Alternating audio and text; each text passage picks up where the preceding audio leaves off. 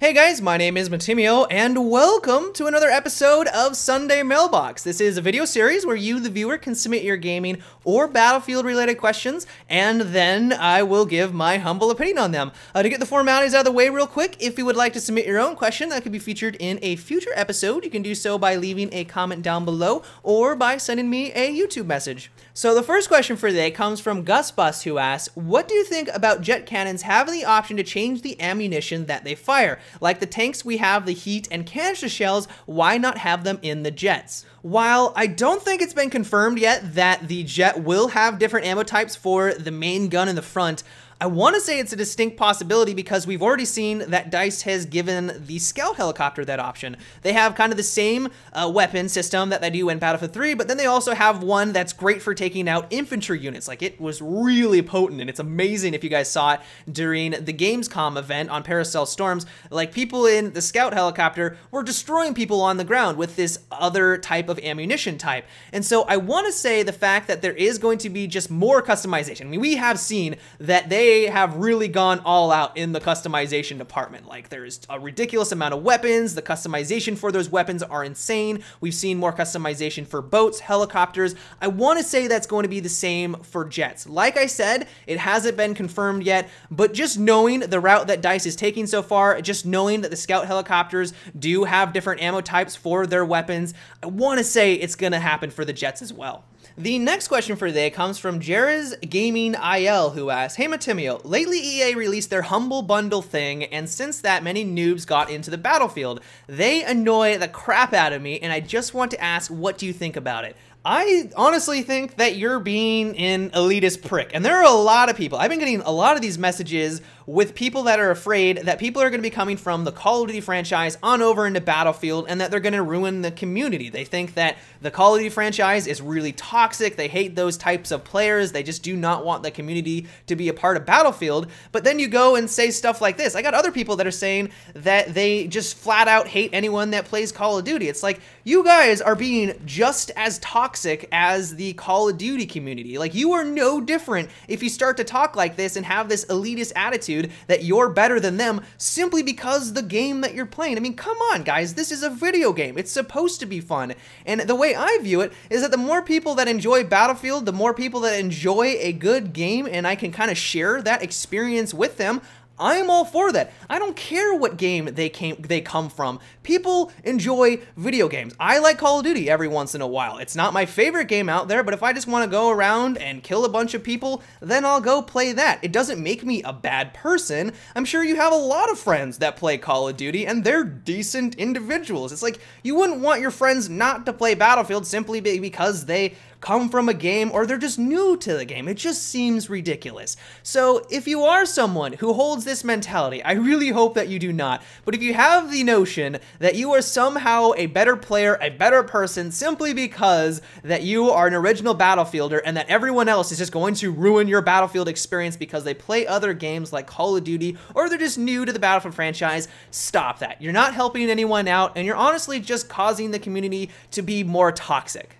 The next question comes from Tracer M Gaming, who asks, what do you think about the wind having effects on the parachutes in Battlefield 4? Like, if a storm is blowing up and you try to parachute down on an objective, you will be blown a bit off target. I think it would be really cool. So I want to say that DICE did attempt to do something like this when they were first kind of experimenting with wind and the dynamic maps and changing the maps dynamically.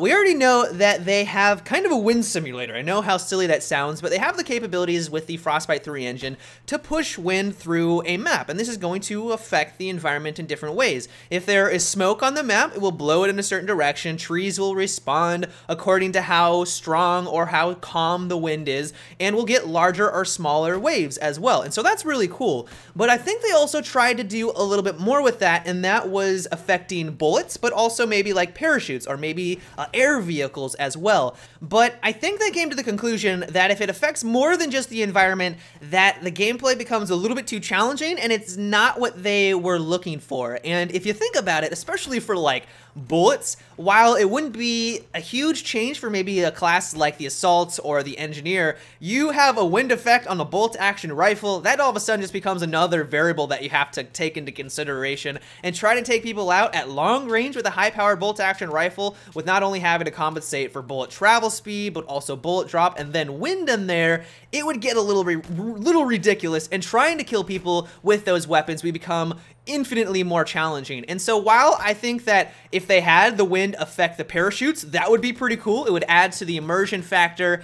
And it's actually kind of funny when you do see someone parachuting down in the Paracel Storm gameplay during the Gamescom event, where you see them kind of calmly parachuting down on an objective, but there's this raging storm all around him. And it's kind of ridiculous. It kind of breaks the immersion a little bit, but I don't think that it breaks enough to warrant trying to implement that into the game. If they could do it, I would be all for it. I don't think it would really hamper the gameplay by any means, but if they pushed it a little bit further than that and made it affect bullets, I'm not exactly sure how I would feel about that, and I don't think that they're actually going to go down that route. The next question comes from Rise, who asks, do you think that the battle screen feature will be a little game-breaking? I mean, if I have a second screen, an iPad, I get to see the entire map, but my enemy who doesn't have an iPad doesn't and is at a huge disadvantage. I think it would be okay if you could only see your team and no enemies at all. Thanks.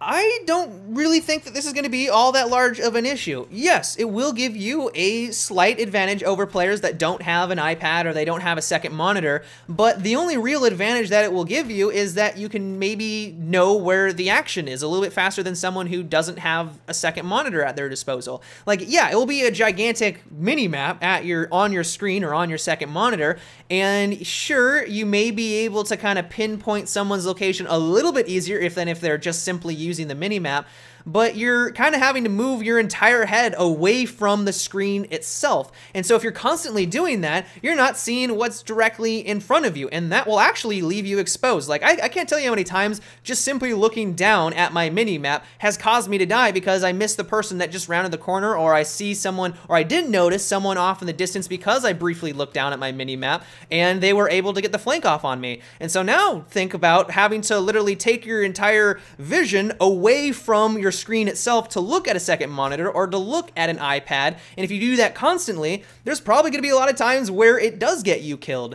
And so I think where this thing is really just going to be useful for, and may give you a slight advantage, is quickly assessing where the action is. If you're on an objective and you're not really sure where to head next, you can quickly check on your second monitor to see where all of the red dots are, and then head on over into that direction. But then when you do get into firefights and you are kind of within the vicinity where you know action is, then you're probably going to be looking more at your mini-map than at your iPad or at your second monitor. So I wouldn't worry. I honestly don't think that this is going to give players a gigantic advantage over everyone else if they do not have these devices, and it will just simply add a little bit more to the gameplay and be just a little bit more helpful for small situations. But that is about it for today's Sunday Mailbox, guys. I hope you enjoyed this conversation. If you would like to submit your own question that can be featured in an upcoming episode, like I said, you can leave a comment down below, or you can send me a YouTube message. But until tomorrow, guys, have a good one and take it easy.